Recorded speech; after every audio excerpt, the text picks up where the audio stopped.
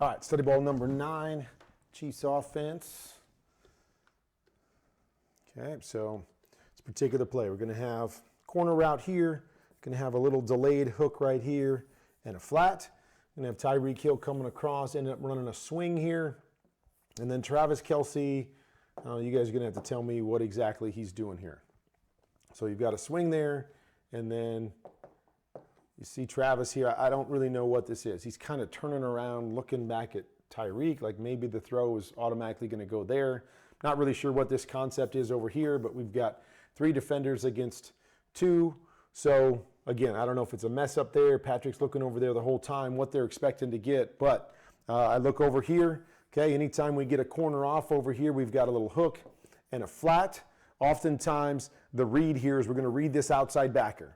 And if that outside backer buzzes to the flat, we're going to hit that hook right behind it. If he stays tucked inside, then we'll just take the flat. And you can see it right here. Now, we got to usually beat this linebacker to the hook route here. And he's looking that way because Patrick's looking that way. So not sure that this is going to be open if he comes over here right now. But that to me is the read here based off of just what I'm trying to think they might have done to that side. Really reading this guy. Okay, he gets and works outside there. Got to try to hit that hook right there if you're Patrick Mahomes. There it is. You see the separation there. Once again, I'm not really sure because he's looking and moving that direction. But that to me is really the only option that you have on this particular play. Once again, it becomes the whirly bird and all kinds of stuff going on. Now, there is quick pressure coming off the edge by JPP. But if eyes are over here, then probably beat that with the throw. But you might have to take a hit there. But rolling away from that becomes one of these whirly birds spinning all over the place, throw it away. Just once again, not a lot of options there. Not sure what they were trying to do up top and what the details were supposed to be of that one. Okay, now we find ourselves in a 4th down situation and get a first down here at the 1 or 2 yard line. But we're going to run a corner route here. We're going to run kind of a post route, post route, post route. Not really sure. There's just too many guys and not very good spacing here of what we're trying to do with this particular route. Now, I could see pushing here, staying wide and pushing vertical. Stay wide and push vertical. Why? Because now I can attract this guy's attention maybe as I push vertical. He goes there. Then maybe we have a shot to replace him to the inside. But you see here with the same coverage they've been playing, right? He releases inside, they get soft here, and it becomes basically a quarters coverage. But there's just no spacing here for Patrick to really do anything. I mean, where are you going to throw this football at this point in time? I mean, all you got to do is you could jam it in here somewhere. Not really sure the concept down here. It's an area that they struggled, the red zone. They were 0 for 3 in week 12 in the red zone. In this game, obviously, they didn't score any touchdowns, so they were 0 for once again in the red zone. But more than anything, I don't know what we're trying to get on this particular play. Now, if you go high here, and then bring this on an over with the flat, now we've got a chance, right? Because we push up, we can take 2. We've got the over against the flat, working this defender over here.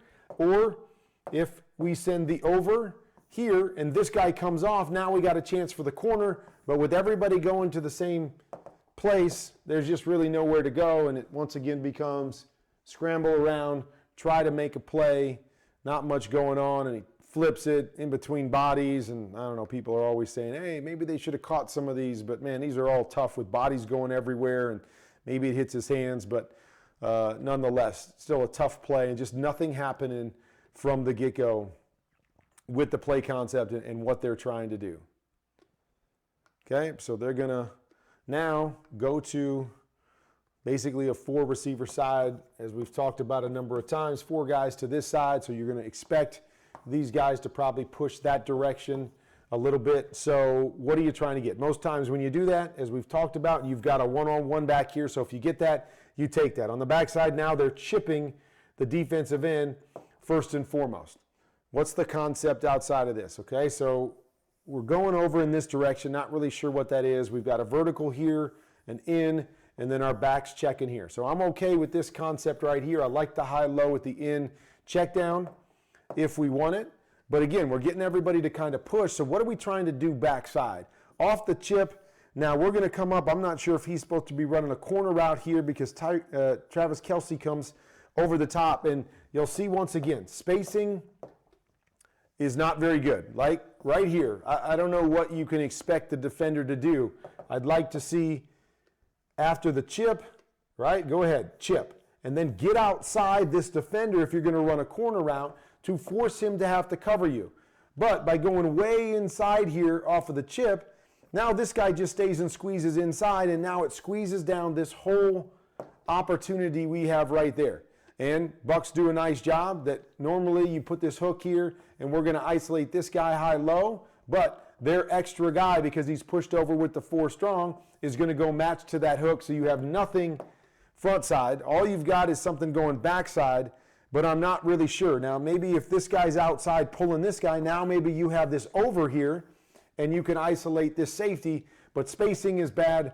Once again, Patrick and Travis do a nice job of creating an opportunity, making a throw on the run, and making it work when there wasn't really any opportunities based on whatever they were trying to do, and more importantly, the spacing of what they're doing and the timing of getting to those spots, just having to create once again.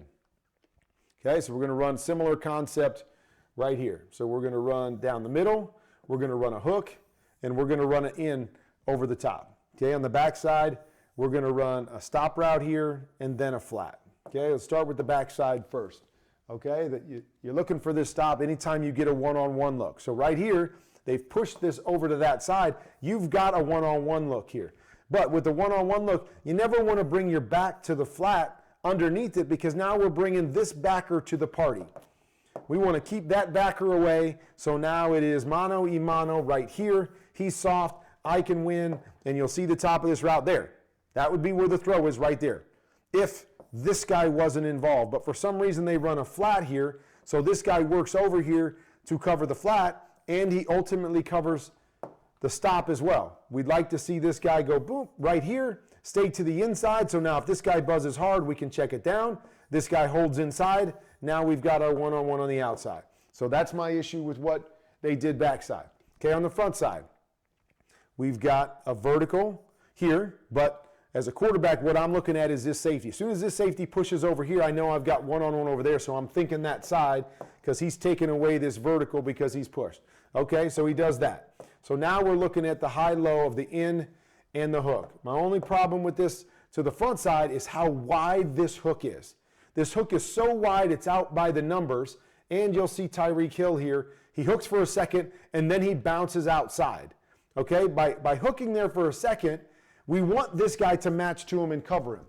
So we want you to stay there, so this guy has to cover you. By hooking and then bouncing outside, he can release him to the corner who's sitting outside of him, and now he no longer has to jump him. So you see right there, he starts to take a step, and then he settles back in that hole to take away the in route. I would like this guy to be a little bit more shallow and a little bit further inside to force this guy to have to play high-low and give us a throw right there as we're trying to make this.